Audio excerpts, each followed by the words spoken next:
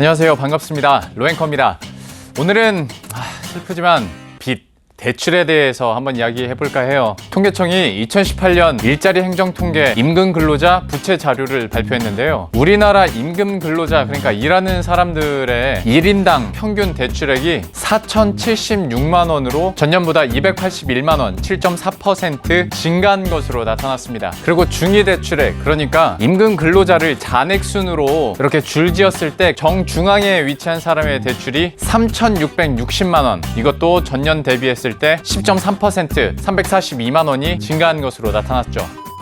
개인 평균 대출은 2017년 6월, 2017년 12월, 그리고 2018년 계속 증가 추세를 보이다가 결국 2018년 12월에 4천만 원 선까지 넘은 건데요. 솔직히 이거 보시면 생각보다 적은데 라고 생각하실 수도 있어요. 남들은 이렇게 대출 조금 받나?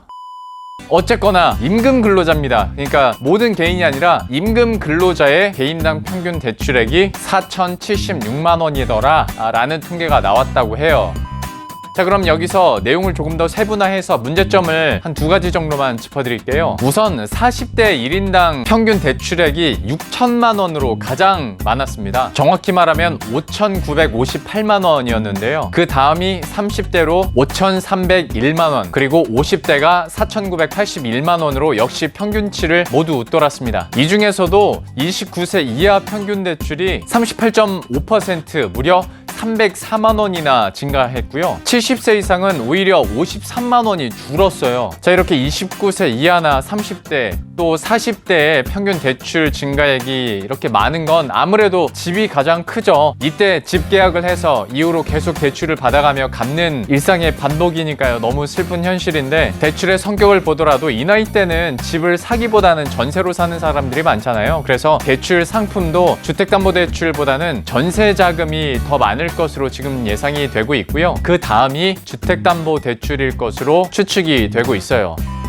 자, 그럼 여기서 첫 번째 문제, 대출이 이렇게 크게 늘어나는 것도 문제지만 이 자금이 전세자금 대출이라는 것도 문제 중에 하나입니다. 그러니까 우리가 가계대출 얘기하면서 주택담보대출의 위험성 많이 강조를 하지만 상대적으로 이 전세자금 대출에 대해서는 이야기를 많이 안 하는데요. 한국은행에 따르면 어느덧 전세 수요가 늘어나면서 이 4월 말 기준으로 전세대금 대출 잔액이 100조 원을 돌파했다고 해요. 이렇게 전세자금은 늘어나는데 임대가구의 전세금 반환 능력은 떨어지고 있고, 이런 상황이 반복되다 보면 물론 아파트도 아파트지만 주로 서민층이 많이 사는 빌라, 여기가 좀 문제라는 거예요. 특히 요즘에 뉴스 아마 많이 보셨을 거예요. 갭 투자로 빌라 600채 샀다가 결국 집주인이 잠적해버리고 해외로 날라버리는 경우, 이런 경우에는 진짜 전세자금 대출이 큰 폭탄이 될 수 있거든요. 그러니까 이제는 이 부분도 좀 주의 깊게 보고 금융당국에서도 좀 대책 마련과 철저한 조사가 필요할 때가 아닌가 싶습니다.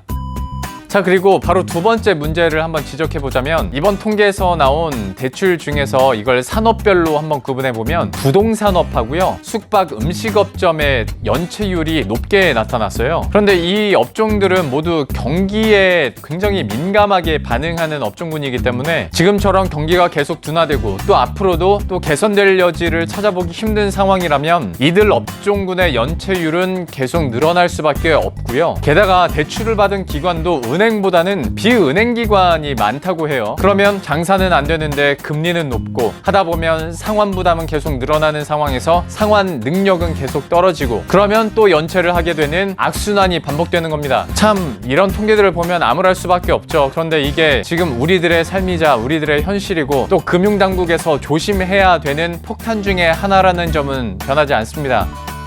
임금 근로자의 평균 대출이 4천만 원을 넘어섰다라는 뉴스를 보고 문득 여러 가지 생각이 들어서 이렇게 영상 콘텐츠 만들어 봤습니다. 좀 씁쓸하게 오늘 영상은 마무리해야 될 것 같고요. 저는 오늘은 짧게 여기서 인사드리도록 하겠습니다. 잠깐의 짬내서 구독과 좋아요도 한 번씩만 클릭해 주시고요. 저는 다음 콘텐츠에서 다시 찾아뵙도록 할게요.